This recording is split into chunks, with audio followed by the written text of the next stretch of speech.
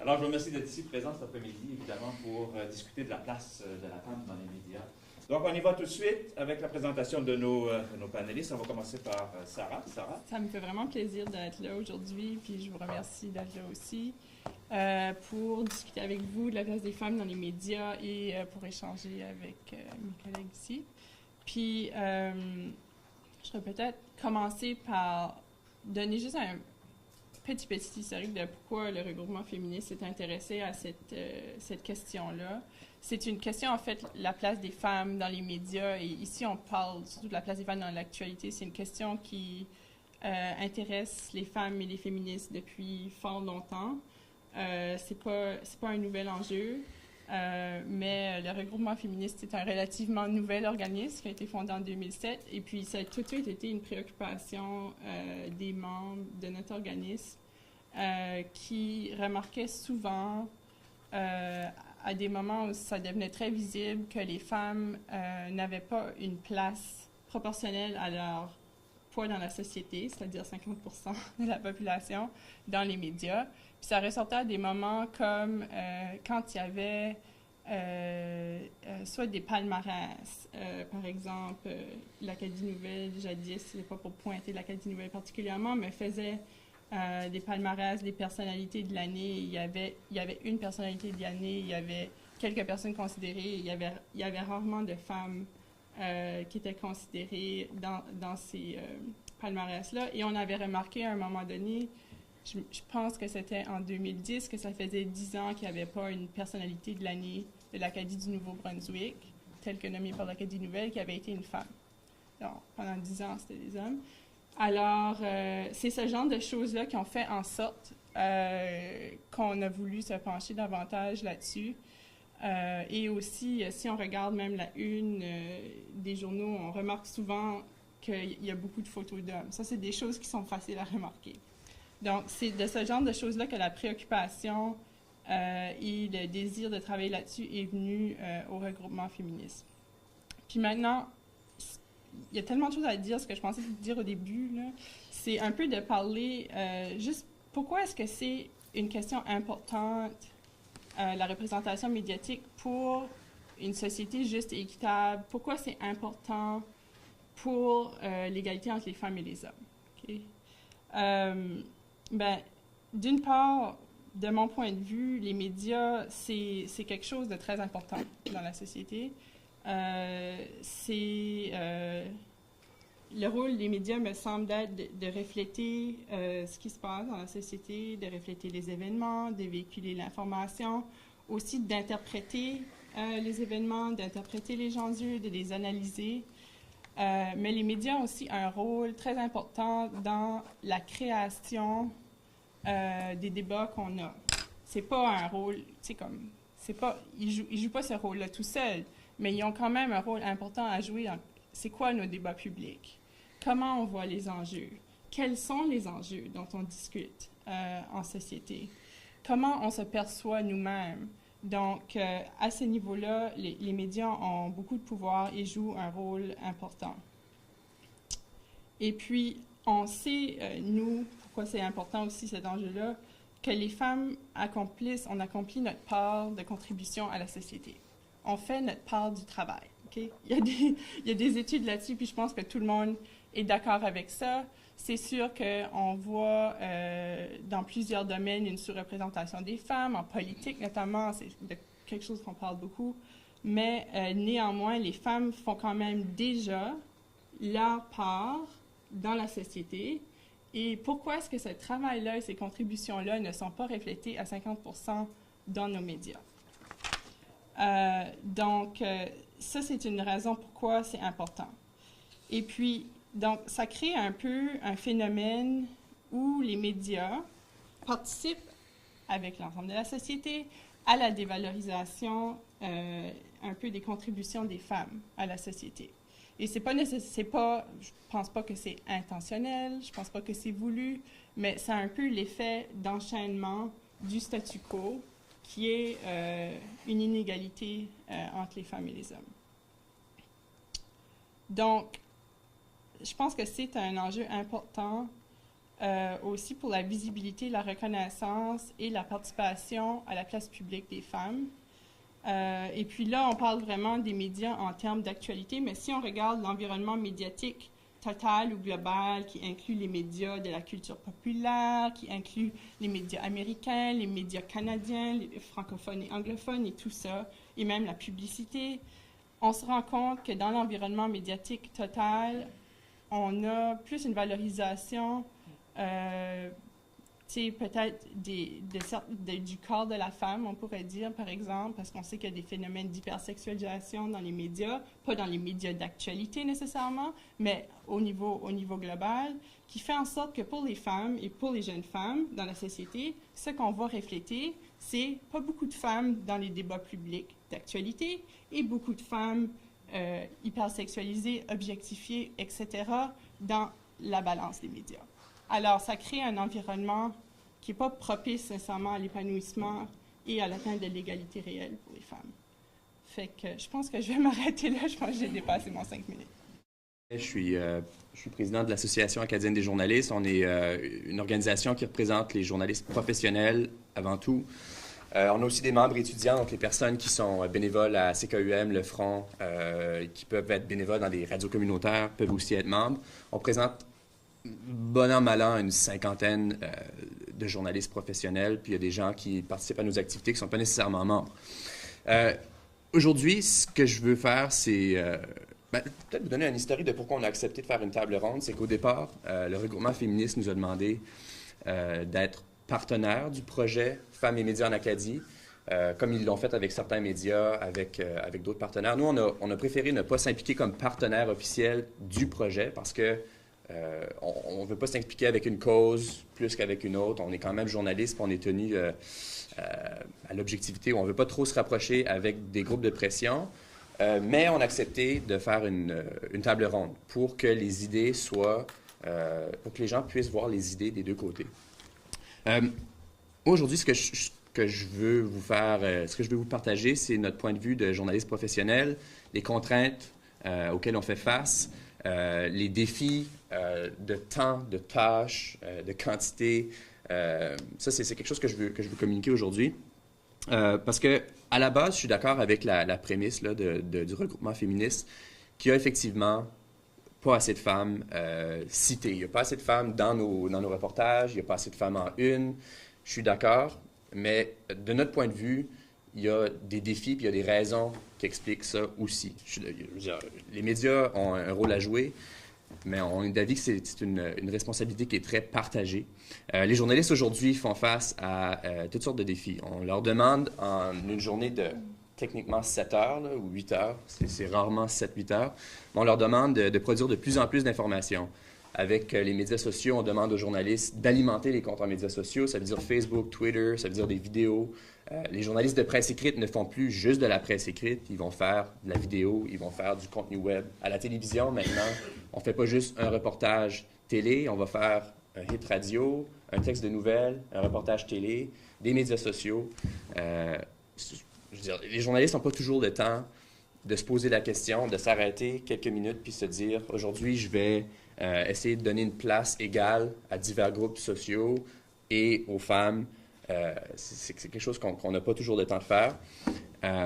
Puis une autre chose que je veux dire aujourd'hui, c'est que même si les journalistes s'arrêtent puis se disent « Aujourd'hui, je vais… » C'est ça, mettons un texte sur la politique provinciale, je prends la décision consciente d'aller chercher des femmes et des hommes pour que ce soit plus représentatif de la société. Même si on choisit puis qu'on décide de le faire, c'est pas toujours possible. On va faire des demandes d'entrevues, on va essayer de trouver des chercheurs, des experts, des gens pour commenter. Je l'ai déjà fait, cette décision-là, de me dire, je vais aller chercher une femme, puis j'en ai pas trouvé. Par exemple, si on cherche une politologue femme au Nouveau-Brunswick, francophone, qui connaît l'actualité puis qui accepte de commenter, des fois, il y en a pas. Des fois, il y a des économistes, on va avoir 2-3 hommes, on cherche une femme qui accepte de commenter. C'est aussi ça qui est important. Des fois, ça ne fonctionne pas. Dans d'autres cas, par exemple, si on fait un vox pop, c'est-à-dire aller dans la rue, faire des entrevues, ou par exemple, si on fait un reportage sur le milieu de l'enseignement, ça peut être beaucoup plus facile d'aller chercher des femmes dans ce cas-là, parce qu'il y a une abondance de sources. S'il y a 500 personnes qui vivent une situation, ben, il y a de bonnes chances qu'on puisse trouver une femme pour commenter. Mais lorsqu'on va voir des experts, ça, c'est un autre défi. L'autre chose aussi, c'est qu'on fait face à un contrôle de l'information. La plupart des organisations ont des porte-paroles désignés, des dirigeants qu'on va offrir aux médias pour commenter. Nous, les journalistes, on ne choisit pas les gens qui commentent souvent. Par exemple, quand on fait une demande d'entrevue au gouvernement provincial, fédéral, municipalité, entreprise, association, etc., on demande une entrevue et on nous fournit quelqu'un. Eh bien, si le porte-parole est un homme, on prend le porte-parole. Puis des fois, même si on voulait avoir une femme, par exemple, au gouvernement provincial, les gens ne nous donneront pas d'entrevue parce qu'il y a un porte-parole et c'est la seule personne habilitée à commenter. Puis, une autre chose qu'il faut dire, c'est que comme les hommes, je veux dire, les dirigeants des entreprises, des associations, puis dans le gouvernement, il y a beaucoup d'hommes. Les hommes sont surreprésentés. Il n'y a pas beaucoup de femmes dirigeantes, il n'y en a pas assez. Puis ça se reflète aussi dans les médias. Je veux dire, quand on contacte le gouvernement, on demande une entrevue. Si on nous donne le ministre ou le premier ministre, puis que c'est un homme, on ne va pas demander « Oui, mais j'aimerais savoir une femme, pouvez-vous me passer la sous-ministre ou son adjointe? » ou on va prendre la personne la plus élevée ou la personne qu'on nous offre. Donc ça, c'est toutes des contraintes qu'on vit comme journaliste. Je vais garder des choses à dire pour tantôt, mais en gros, c'est ça. On vit toutes sortes de défis, puis je trouve ça intéressant qu'on puisse partager nos points de vue, puis discuter de ça. Ce qui est plaisant aussi, c'est que Mme Imbeau peut faire le pont entre les deux parce qu'elle comprend très bien la démarche du regroupement féministe. Elle est vice-présidente du conseil d'administration du regroupement féministe, mais elle a aussi travaillé dans le monde des médias pendant longtemps, donc elle peut faire le pont entre moi et Sarah Leblanc. Mon intérêt pour cette question-là remonte à très, très loin. J'étais petite fille déjà. J'avais demandé à ma grand-maman, chez mes grands-parents, c'était facile d'écouter la télévision parce que j'étais la seule enfant quand j'allais la visiter, alors que chez nous, on était une marmaille qui se chicanait. Mais j'avais dit, grand-maman, pourquoi il n'y a jamais de femmes qui lisent les bulletins de nouvelles? Puis grand-maman m'avait regardé, puis... Grand-maman, c'était une grande femme qui avait été maîtresse d'école, mais qui avait renoncé à enseigner parce que quand elle a voulu se marier, on ne pouvait plus enseigner. C'est cette époque-là. Hein? Et elle m'avait dit, « Ah, mais c'est parce que ma petite fille, il y a des études scientifiques qui prouvent qu'une femme qui lirait un bulletin de nouvelles, ça ne serait pas crédible. » J'avais vu dans les yeux de ma grand-maman qu'elle se moquait un peu des études scientifiques. Mais c'était la vérité que des médias, radio et télé, avaient fait des tests, puis les gens disaient qu'une femme qui lirait bulletin de nouvelles, ça ne serait pas crédible. Et avec ma grand-maman, puis j'avais pas plus que 8 ou 10 ans, peut-être 12 ans, on avait conclu que les gens ne pouvaient pas trouver crédible quelqu'un qu'ils n'avaient jamais vu à l'antenne. Si on avait toujours vu à l'époque des Gaétan Montreuil lire le bulletin de nouvelles, on ne pouvait pas s'imaginer qu'une Judith Jasmin ou une Andréane Lafont lirait le bulletin de nouvelles. Ça ne serait pas crédible, mais on n'avait jamais vu ça. Quelques années plus tard, quand je suis allée à l'École supérieure de journalisme, il y avait en première année 40 places. Ils acceptaient 40 étudiants, 8 filles et 32 garçons. Parce qu'encore là, les études démontraient qu'au sortir de l'école, il y aurait de l'emploi seulement pour 8 filles et 32 garçons. Parce que les filles allaient travailler dans les pages féminines des journaux ou pour les magazines dits féminins. Donc, il n'y avait pas de place pour plus que 8 d'entre nous. En plus, on avait un professeur qui nous avait dit « Un bon journaliste a toujours sa cravate dans sa poche ». Autrement dit, pour qu'un homme soit un bon journaliste, il fallait qu'il soit prêt à toute éventualité. Mais là, ça voulait dire que nous, on ne serait jamais de bonnes journalistes. Ils ne se rendaient pas compte à quel point c'était insultant, parce que, de toute façon, ils n'imaginaient pas qu'on aurait à interviewer le premier ministre ou un ministre, bon, qu'on ferait les pages féminines des journaux, ou à la radio, qu'on ferait, ou à la télévision, les émissions dites pour les femmes. Comme on a eu de toute façon à Radio-Canada, Femmes d'aujourd'hui, pendant de très nombreuses années, mais qui a toujours été une émission d'après-midi, malgré la qualité des interventions dans cette émission-là. Alors, parler des femmes dans les médias, c'est complexe. Hein? Mes petites anecdotes, c'est pour démontrer qu'il y a eu du chemin parcouru. Puis ça a été un élément de notre discussion cette semaine. Il y a peut-être quelque chose d'un peu cyclique là-dedans, c'est-à-dire qu'on dénonce une situation, on fait du travail là-dessus, puis là, on a l'impression que c'est réglé, puis là, il se passe un certain nombre d'années, puis on recommence.